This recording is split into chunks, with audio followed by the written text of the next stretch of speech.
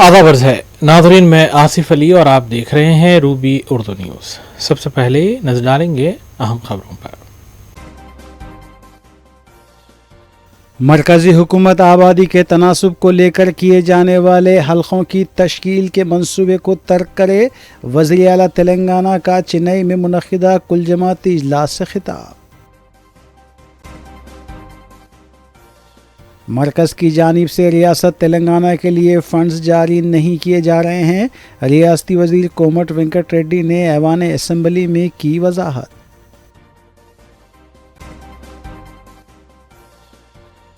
मजलिसी अरकान असम्बली ने ऐवान असम्बली में उठाए मुख्तलिफ मसाइल। गुज़िश्ता रात हुई बारिश के बाद बरक़ी की मज़दूदी व दीगर मसाइल को पेश किया गया।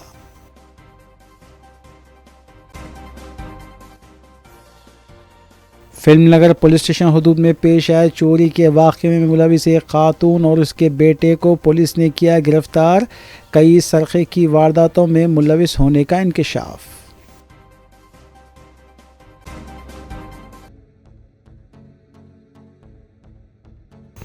नाज़रीन, इस खबर के साथ दीगर सियासी खबरों पर नजर डालेंगे मोहम्मद अख्तर के साथ। वज़ीर आला रेवंत रेड्डी ने चेन्नई में मुनक़िदा कुल जमाती इजलास में शिरकत की, जिसका इनेकाद वज़ीर आला तमिलनाडु स्टालिन ने पार्लिमानी हलकों की नई हदबंदी में जनूबी हिंदुस्तान की रियासतों के साथ होने वाली नाइंसाफ़ी को लेकर किया है।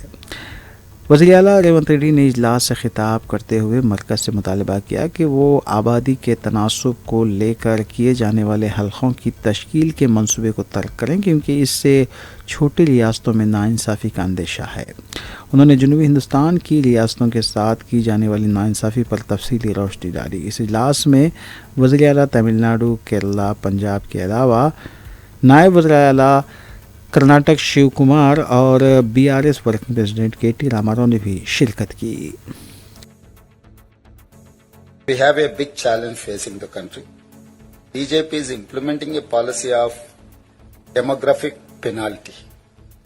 Since 1971, when India decided to adopt family planning as a national priority, South India has done very well, but big states in North India have failed.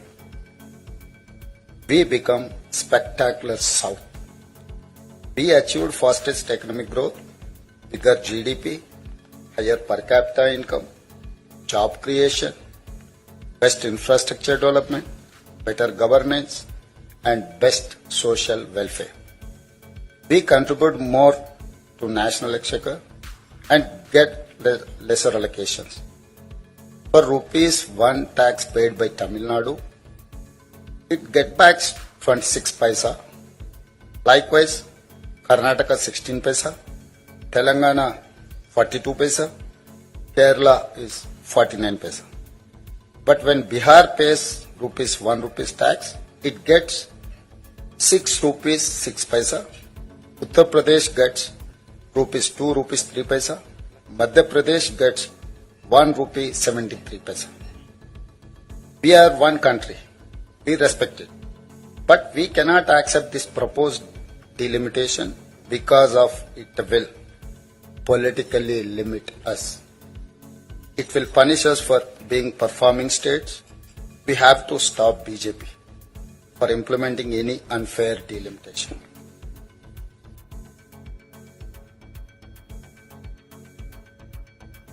BRS के लीडर KTR ने असम्बली की नशिस्तों में इजाफे पर जोर दिया है। तमिलनाडु में मीडिया से बात करते हुए उन्होंने कहा कि असम्बली नशिस्तों में इजाफे से बेहतर अवामी नुमाइंदगी होगी और अच्छी हुक्मरानी में ये मददगार साबित होंगे। उन्होंने कहा कि मरकज़ को पुराने ज़ख्मों को मुंदमिल करना चाहिए, नए ज़ख्म देने से गुरेज करना चाहिए। So what are we proposing as Bharat Rashtra Samiti? What did we propose in the meeting? We proposed 2-3 things. Why is delimitation being done at all? Delimitation is being done because India is a representative democracy. People need voices. Population has increased. So therefore, number of seats has to increase. Yes. But why don't we do this? Normally all of you know, all the media people also know. The first point of call for a citizen when there is a problem is possibly the local MLA. If not the local corporator or local sarpanch, could be the local assembly constituency representative. So what we are proposing is, I think union government should go ahead and increase the number of assembly seats within a specific state so that wherever there is an increase in population, all those, challenges with respect to representation, with respect to better administration, decentralization, etc. can be tackled. You know why? Because number of MLAs being altered within a state does not tip the federal balance. But if you start tinkering with the number of MPs who are representing in parliament, that will certainly disturb the federal balance. MLAs regularly take care of policies at the state level, but MPs, members of parliament, take care of policy at the national level. So therefore, maybe either keeping the number of MPs the same and increasing the number of MLAs so that decentralization can be. Telangana की opposition BRS party के leader के T Rama Rao ने आबादी के मुताबिक पार्लिमानी हलकों की हदबंदी की मुखालिफत की है। चेन्नई इजलास से खिताब करते हुए केटीआर ने कहा कि हम तमिलनाडु की आवाम से तहरीक लेते रहेंगे।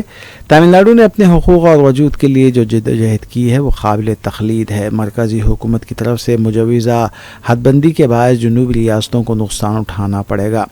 पहले ही मरकज़ की इम्तियाज़ी सलूक से जनूबी रियासतों को नुकसान हो रहा है। हम दुनिया की सबसे बड़ी जमहूरियत है, लेकिन जमहूरियत की बुनियाद ताकत पर नहीं होनी चाहिए। केटीआर ने कहा कि मरकज़ के हदबंदी के मंसूबे से उन रियासतों को नुकसान होगा जो मुल्क की तरक्की में सबसे आगे हैं। मुल्क में जीडीपी भी 36% का हिस्सा अदा करने वाली जनूबी रियासतों को सजा दी जा रही है। I come from Telangana and I represent the Bharat Rashtra Samiti, which has led a movement for 14 years for the formation of Telangana under the leadership of our leader, Shri K. Chandrasekhar Rao. When Mr. Vijayan spoke about tyranny of majority, sir, we understand what exactly it means to come out of a larger setup and create a small state. We fought against Delhi, and we fought against the forces for about 14 years to achieve our dream. A long fraught battle it was. We of course draw a lot of inspiration from the people of Tamil Nadu on how to preserve our identity and fight for our rights in a federal setup, because the whole Dravidian movement is a beacon of light for all of us across the country in terms of fighting for our rights and fighting for our spirit. We of course also are aware that the 5 South Indian states are at the receiving end, as was enunciated by Shri Vijayan ji, Shri Revanth Reddy ji, and also eloquently by D.K. Shivkumar ji, of the union government's policies. Despite demonstrating robust growth across sectors, these states have been victims of apathy and discrimination. Let me remind all of us, we live in the world's largest democracy, India. But democracy should not become a mobocracy. We cannot let numbers dictate terms, we cannot let numbers dictate policies. While any true federal government would incentivize high-performing states, we have a dispensation today in India that rewards laggards and penalizes achievers. South Indian states, we all know, have been pioneers in administration, in education, in economic production, yet we are penalized with reduced political power. This is not just an imbalance, but it is a political and fiscal centralization that is looming large. History will not forgive us if we do not speak up, because this is the time I think we have to unite. We have to fight against this fundamental inequity.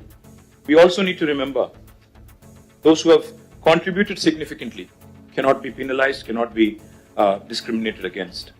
Despite contributing to 36% of India's GDP from the 5 southern states, we are receiving smaller share of central resources, which is also raising a huge concern on fiscal centralization. Delimitation will also create a situation where fiscal resources will also be centralized, much to the chagrin, much to the detriment of South Indian states.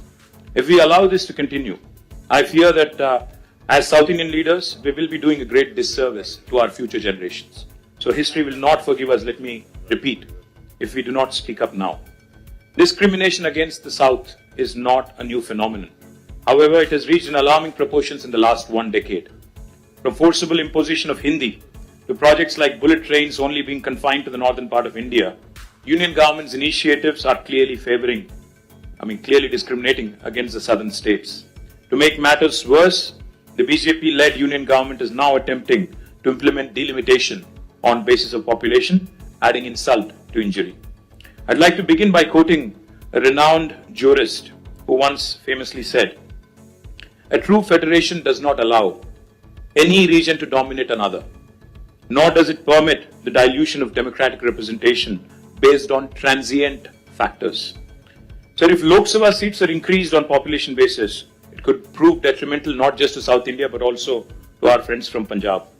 If not approached cautiously, if not approached with utmost caution, this could impact India's federal balance and heighten regional disparities. We all are Indians first, and then I think we have sub-regional identities, and we cannot have that be challenged. India is not a collection of administrative units. It is a pluralistic, ethno-linguistic union of states. We are unlike any homogeneous composition like China or Russia. We certainly are not against money being given to lagging states or backward regions. But the fact is, we are not against money of central government going to some states, but we are against hegemony.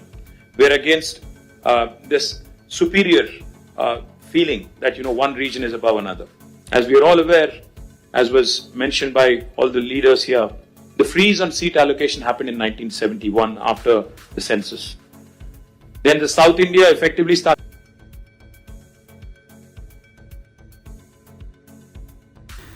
Telangana assembly के budget इजलास में वक्फे सिफर के दौरान मजलिस रुकन assembly Jafar Hussain Meraj ने बात करते हुए बताया कि माह रमज़ान में बरक़ी सरबराही 24 घंटे फराहम करने का वादा किया गया था, लेकिन जुमे की रात 12 बजे शहर में मामूली बारिश के बाद पूरे पुराने शहर में बरक़ी सरबराही मजदूद कर दी गई, जिसकी वजह से अवाम बिलखुसूस रोज़ेदारों को न सिर्फ तकलीफ़ हुई बल्कि इबादत में भी खलल अंदाज़ी हुई।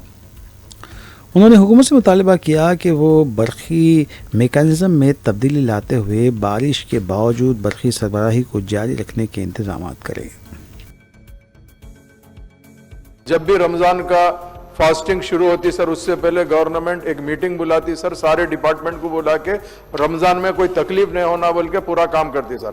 बट अनफॉर्चुनेटली सर, मुझे ये कहना पड़ रहा है डिप्टी चीफ मिनिस्टर साहब से, कल रात में सर इलेक्ट्रिसिटी का जो हाल था साहब, एक बारिश हुई सर, 12 बजे और बारिश शुरू हुई तो इंटायर ओल्ड सिटी के अलावा सर न्यू सिटी में भी, जैसा मेरी कॉन्स्टिट्यूंसी याकुतपुरा है, मेरे बाजू चंद्रायन गुट्टा है, चार मीनार है, उसी तरह साहब कारवान है, बहादुरपुरा है, नामपल्ली है, सब जगह सर रात से जो लाइट गई, सहरी के टाइम तक भी लाइट नहीं आई सर। इसके अलावा सर हमारे पास रमजान में ये ताक रात चलते सर, रात को यहाँ पे तरावी के अलावा ताजुद की नमाज और मसाजिद के अंदर चलती सर, स्पेशली स्टेट ऑनर मस्जिद में मक्का मस्जिद और शाही मस्जिद है सर। शाही मस्जिद के अंदर भी लाइट बनती सर। रमजान से पहले माइनॉरिटी डिपार्टमेंट ने वहां पर एक जनरेटर रखने के लिए कहा था सर, सिर्फ 10 डेज जनरेटर रख के लेके चले गए, रात भर पूरी नमाज के लिए तकलीफ हुई सर। ये भी सोचना चाहिए। और ये इलेक्ट्रिसिटी सर सुबह 4:30 बजे कुछ एरिया में आई सर, कुछ एरिया में अभी तक भी इलेक्ट्रिसिटी रिस्टोर नहीं हुई। तो मैं ये पूछना चाह रहा हूं सर आपके जरिए से मिनिस्टर साहब से, आपका ने कोई मैकेनिज्म है या नहीं है सर? अगर बरसात हुई तो इलेक्ट्रिसिटी के लिए आपने क्या मैकेनिज्म है सर? ये सोचिए सर, एक छोटी सी बारिश के अंदर सर पूरा हैदराबाद परेशान हो जाता सर। रात भर मुस्लिम कम्युनिटी पूरी की पूरी परेशान थी सर, उनको पकाने के लिए, सहरी करने के लिए, आज फास्टिंग रखने के लिए काफी लोग परेशान है सर। हमारे पूरे एमएलए, कारटर्स और वर्कर्स पूरे कल फील्ड पे थे सर। ये मजबूरी आ गई सर। तो मैं आपके जरिए से डिप्टी चीफ मिनिस्टर साहब से ये कहना चाहता हूं सर, ये कैसे चलेगा सर? इसके लिए भी कोई ना कोई आपको मैकेनिज्म करना बहुत जरूरी है सर। हमारी पार्टी के फ्लोर लीडर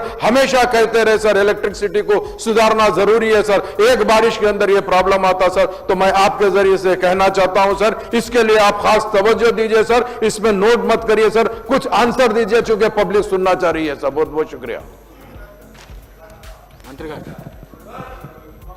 तो रेस्पेक्टेड मेंबर, जो कुछ भी मुद्दे उठाया, जो तकलीफ जो बताया, जरूर जो है ये तकलीफ दूर करने के वास्ते जो है पूरी कोशिश जारेंगे। तो कंसर्न डिपार्टमेंट को जो है तरफ से जो है आइंदा ऐसे चीज़ नहीं हो जैसे पूरे will take care. Thank you.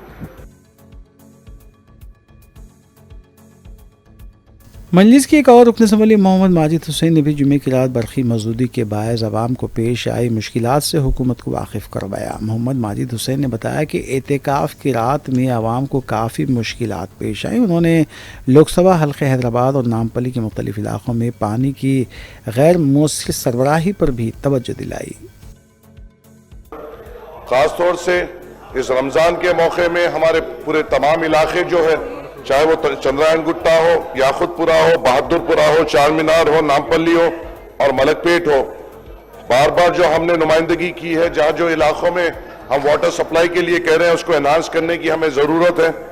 अगर आप चंद्रायन गुट्टे में देखेंगे तो Jamal Banda, Mumtaz Nagar, Baba Nagar, C block area, Jangammet area, Chhawni, Ghulam Murtuza colony, Ballaguda area, crystal colony और दूसरे चंद्रायन गुट्टे के इलाकों में फौरी तौर पे यहाँ पे पानी की सहूलत देने की जरूरत है। याकुतपुरे में तालाब कट्टा है, संतोष नगर है, रैन बाजार है और मादन्ना पेट है।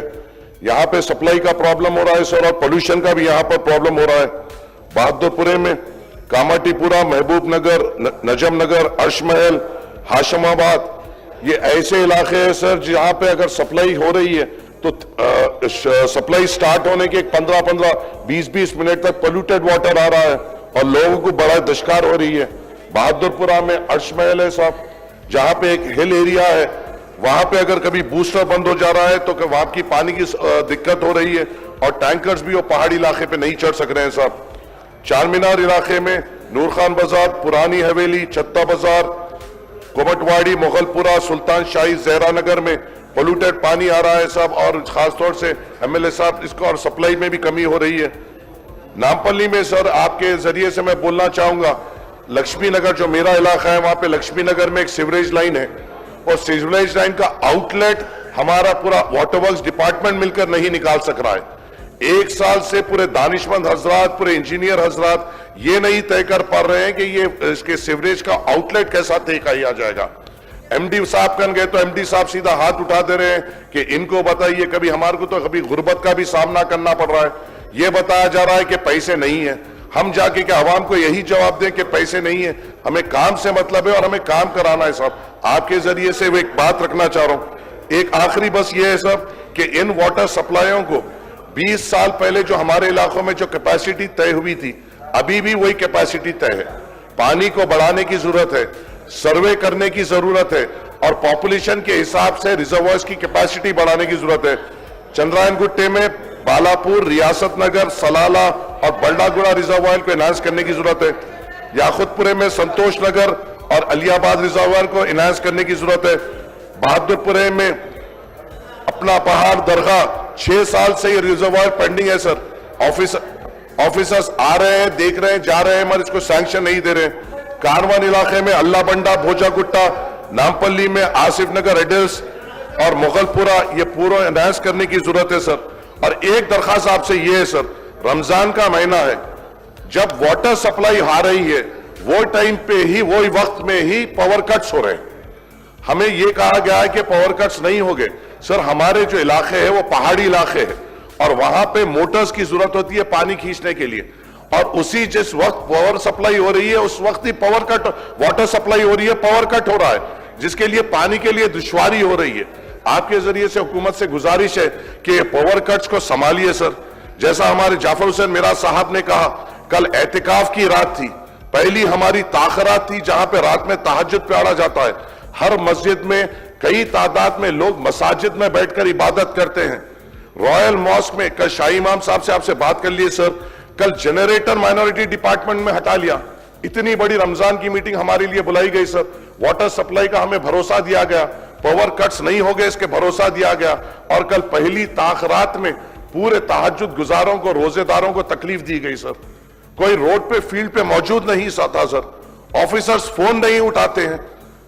कल रात में तहज्जुद की नमाजें आधे घंटे देर से हुई कई मसाजिद में। हर मसाजिद में जो लोग रात में 10 दिन रहते हैं सर, मसाजिद में एहतिकाफ करते हैं, वो लोग को पानी और वाटर अपने पावर कट होने से पंप से पानी ऊपर नहीं चढ़ाना पड़ा, वजुओं के लिए तकलीफ हुई। गुजारिश है साहब, आखिरी 10 दिन है रमजान के, हमको सहूलत दीजिए। हमने अपनी पूरी नुमाइंदगी आप लोगों के सामने रमजान कोऑर्डिनेशन मीटिंग में की है, मगर हमें पावर कट्स और वाटर सप्लाई के इश्यूज हो रहे हैं। आपको सख्ती से इन महकमों से बात करना पड़ेगा और हमारी नुमाइंदगी पे इनको काम करने की हिदायत देनी पड़ेगी साहब। शुक्रिया। रिस्पेक्टेड मेंबर हुसैन साहब जो कुछ भी बताया उसको नोट कर लिए।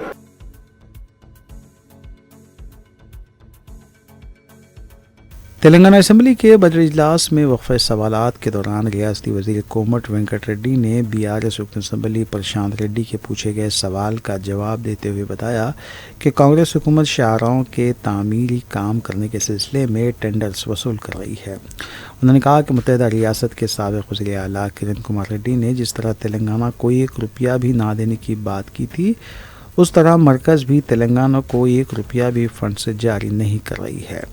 BRS रुकन असम्बली प्रशांत रेड्डी ने रियासत के अजला में खासकर यादगिर गुट्टा निज़ामबाद में शाहराहों की तामीर करने का मुतालबा किया। रोड इवाళ పొద్దున 27 కోట్ల రూపాయలు ఆ మున్సిపల్ రోడ్లు ఎలక్షన్ అక్టోబర్లో శంకుస్థాపన చేసి సగం దోవి పెడితే ఇవాళ పొద్దున 27 కోట్ల రూపాయలు రిలీజ్ చేయించుకున్నాను। పేమెంట్ ఇవ్వలే, యాదగిరి కట్టిను, యాదగిరి గుట్ట కట్టినని చెప్తారు వీళ్ళు। 340 కోట్లు డ్యూస్ ఉన్నాయి అధ్యక్ష। పొద్దున్న లేచి R&B డిపార్ట్మెంట్ నా దగ్గరికి వస్తారు, అన్ని చేసినా అన్నారు కానీ అంత డెప్త్ పోతే సమయం లేదు మనకు। ఇంకా 5 రోజుల సభ ఉంది, చాలా విషయాలు మాట్లాడాలి।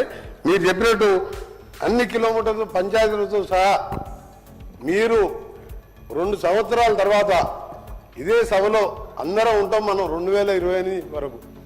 మీరు చూస్తారు ఏ విధంగా మేము రోడ్లు వేసినాం తెలంగాణలో। ఇప్పుడు స్టేట్లో వరస్ట్ రోడ్స్ ఎక్కడున్నాయంటే తెలంగాణలో ఆ 10 ఏళ్ల కాలంలో మీరు వేయలేదని చెప్పారు।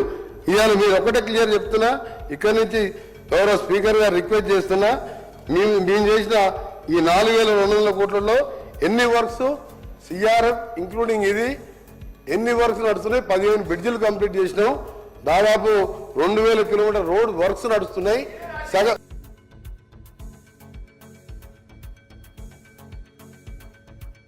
सदर मजलिस बैरिस्टर असदुद्दीन ओवैसी की सरपरस्ती में हल्के मलकपेट में मुस्तहिक ख़ानदानों में राशन किट्स की तकसीम जारी है। हफ्ते को रुकन असम्बली अहमद बलाला ने आज़मपुरा डिवीज़न में राशन किट्स तकसीम किए। मुकामी मुस्तहिकीन की बड़ी तादाद ने इससे इस्तेफ़ादा किया। इस्तेफ़ादा कुनगान ने सदर मजलिस बैरिस्टर ओवैसी और रुकन असम्बली अहमद बलाला से इज़हार तशक्कुर किया। नुमाइंदा कॉरपोरेटर SM अबरार के अलावा मजलिस के मुकामी कारकुनान भी इस मौके पर मौजूद थे। नहीं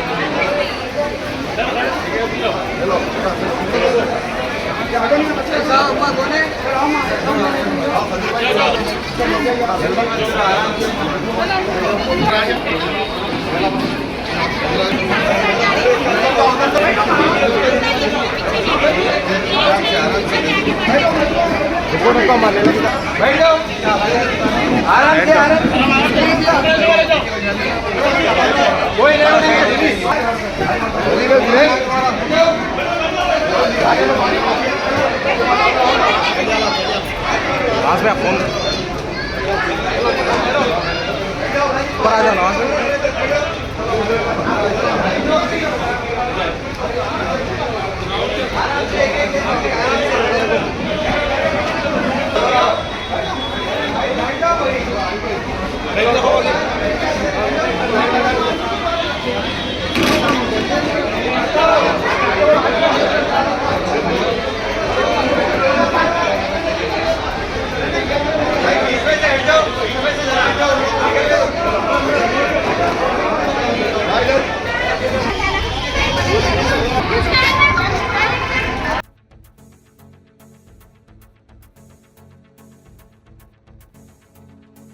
कुलहिंद मजलिस इत्तेहादुल मुस्लिमीन के अरकान असम्बली मुतल्लिक़ा हल्क़ों में जारी तरक्याती कामों की तकमील में मसरूफ़ हैं। इस सिलसिले के तहत मजलिसी रुकन असम्बली हल्क़े बहादुरपुरा मोहम्मद मुबीन ने जहानुमा डिवीज़न के इलाक़े गौसनगर में जारी तरक्याती कामों का इफ्तिताह अंजाम दिया। मज़कूरा कामों की लागत 5,40,000 रुपये बताई गई है। इस मौके पर मजलिसी डिवीज़न कॉरपोरेटर मुख्तदिर बाबा के अलावा मजलिसी सरगर्म कारकुनान भी मौजूद थे। वाज़ेह है कि मोहम्मद मुबीन की निगरानी में लाखों रुपये लागती तरक्याती कामों की तकमील हल्के बहादुरपुरे में अमल में आई है।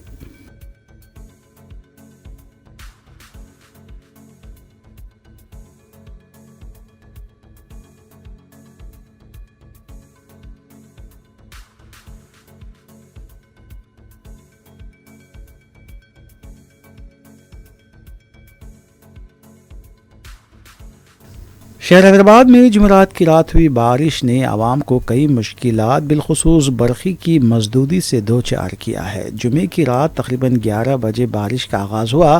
तेलंगाना के मुख्तलिफ अजला बारिश की लपेट में रहे। 12 बजे के बाद बारिश शुमाली हैदराबाद के हदूद में दाखिल हुई।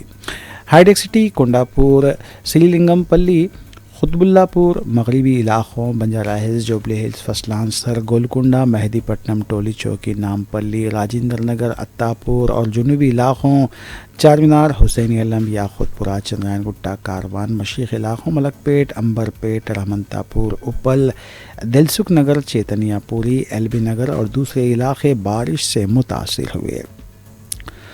कोंडापुर, हाईटेक सिटी, श्रीलिंगमपल्ली, मियापुर में सड़कों पर पानी का तेज़ बहाव देखा गया।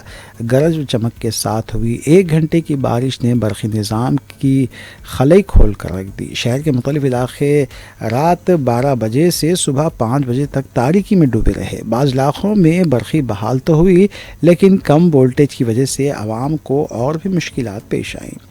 बरखी शिकायत के लिए दिया गया टोल फ्री नंबर भी गैर कारगर देखा गया।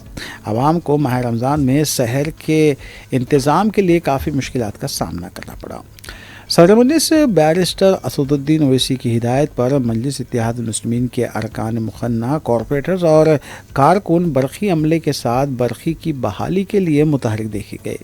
कई इलाकों में मच्छरों की कसरत की वजह से आवाम को और भी मुश्किलात का सामना करना पड़ा। महकमे मौसमियात ने पेशकश की है कि तेलंगाना के मुख्तलिफ इलाकों में आज शाम और रात भी बारिश हो सकती है। आवाम को महकमे बरखी के हालात से बर वक्त निमटने में मुबैना लापरवाही पर बरहम देखा गया।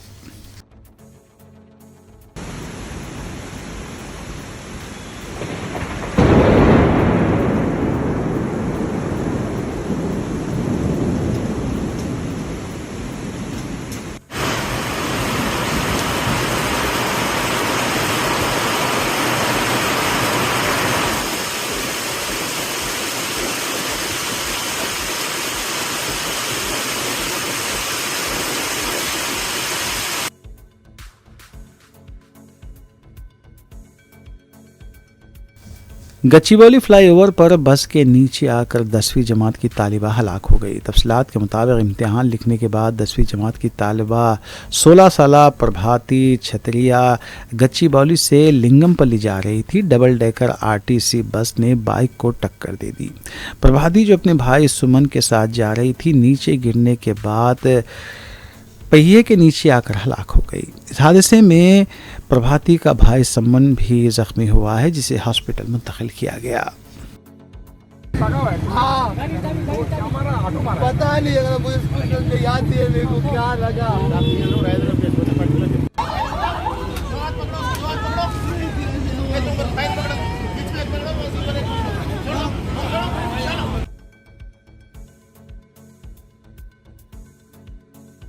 शहर के नवाही इलाके हयात नगर के हदूद में एडिशनल डिप्टी सुप्रिटेंडेंट पुलिस सड़क अबूर करने के दौरान तेज़ रफ्तार आरटीसी बस की टक्कर से हलाक हो गए।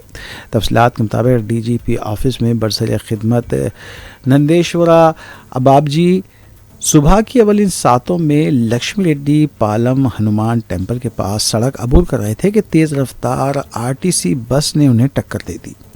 नादेश्वरा बाबजी बरसर मौका हलाक हो गए। पोस्टमार्टम के लिए उनकी लाश हॉस्पिटल मुंतकिल की गई। सीनियर ओहदेदार के हादसे में मौत पर महकमे पुलिस की तरफ से इजहार ताज़ियत किया गया है।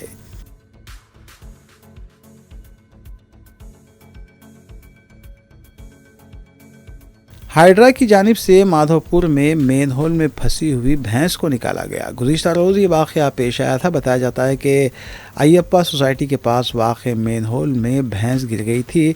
इत्तला मिलने पर हाइड्रा की टीमें मुकाम वाक़े पर पहुंची और काफ़ी मशक्क़त के बाद भैंस को बाहर निकाला गया।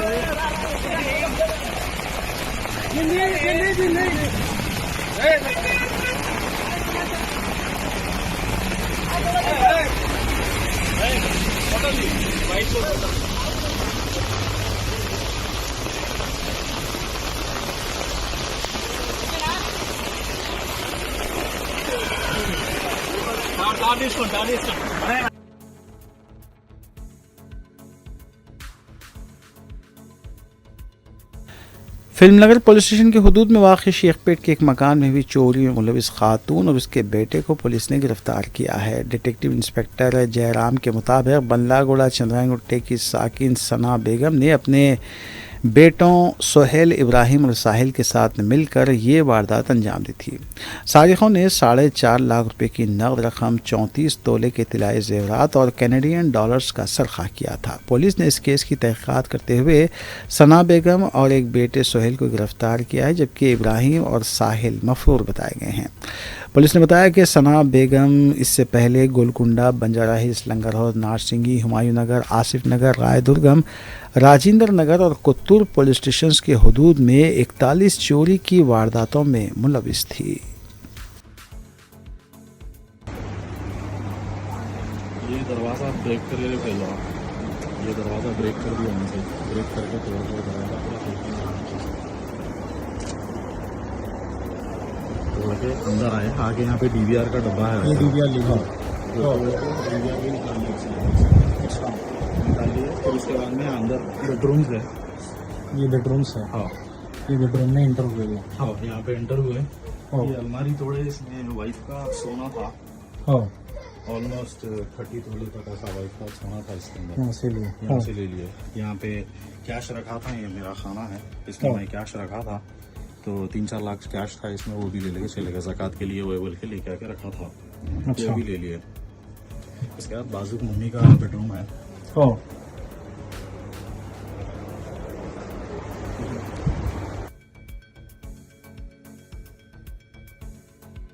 मारेडपल्ली पुलिस स्टेशन के हुदूद में चिड़ियों को मारने वाली बंदूक से धमकी देने का वाक़या पेश आया है।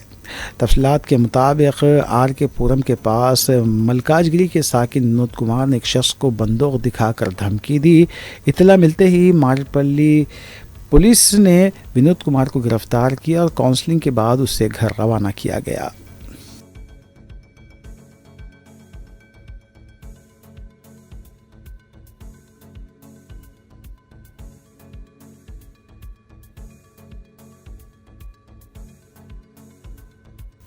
खलीजी मुल्क सऊदी अरब के शहरों में मुकीम हैदराबादी बरादरी की जानिब से रमज़ान मुबारक की मुनासिबत से बड़े पैमाने पर दावत इफ्तार का अहतमाम किया जाता है। इस सिलसिले के तहत तेलंगाना एसोसिएशन की जानिब से अलखबर में वाक़े लिमरा रेस्टोरेंट में दावत इफ्तार का अहतमाम किया गया। चेयरमैन एसोसिएशन सैयद मिनाजुद्दीन ने इस तकरीब में निगरानी की, जबकि एसोसिएशन के अहदेदारान प्रेसिडेंट अशफाक हुसैन, फ़ारूक मिस्री, रज़ीउद्दीन, एजाज़ खान, मोहसिन खान, मोहम्मद मजहरुद्दीन, मोहम्मद वहीद, मोहसिन खान के अलावा रशीद खान प्रोप्राइटर शालीमार होटल, मोहम्मद ज़ुबैर के अलावा दीगर भी मौजूद थे। इस मौके पर फ़ज़ाइल रमज़ान पर तफसीली खिताब भी रखा गया।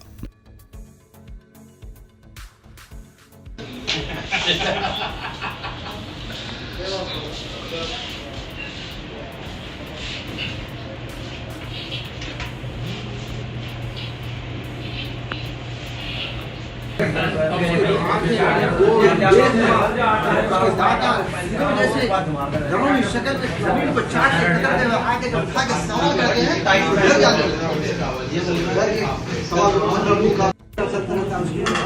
में ले जाना चाहते हैं फरिश्ते कि तुम कौन है तो भाई हम फला भी फला की रूह को हम लेकर आए हैं।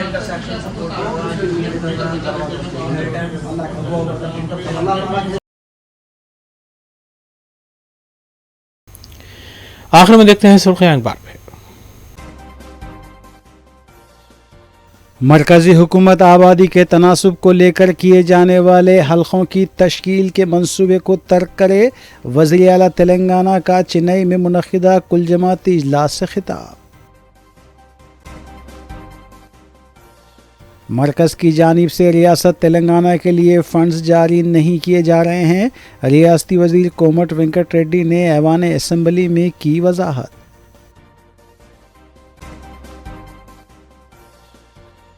मजलिसी अरकान असम्बली ने ऐवान असम्बली में उठाए मुख्तलिफ मसाइल।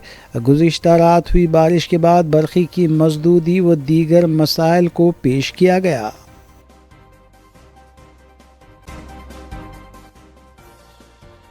फिल्मनगर पुलिस स्टेशन हदूद में पेश आए चोरी के वाक़े में मुलविस एक खातून और उसके बेटे को पुलिस ने किया गिरफ्तार। कई सरक़े की वारदातों में मुलविस होने का इंकशाफ।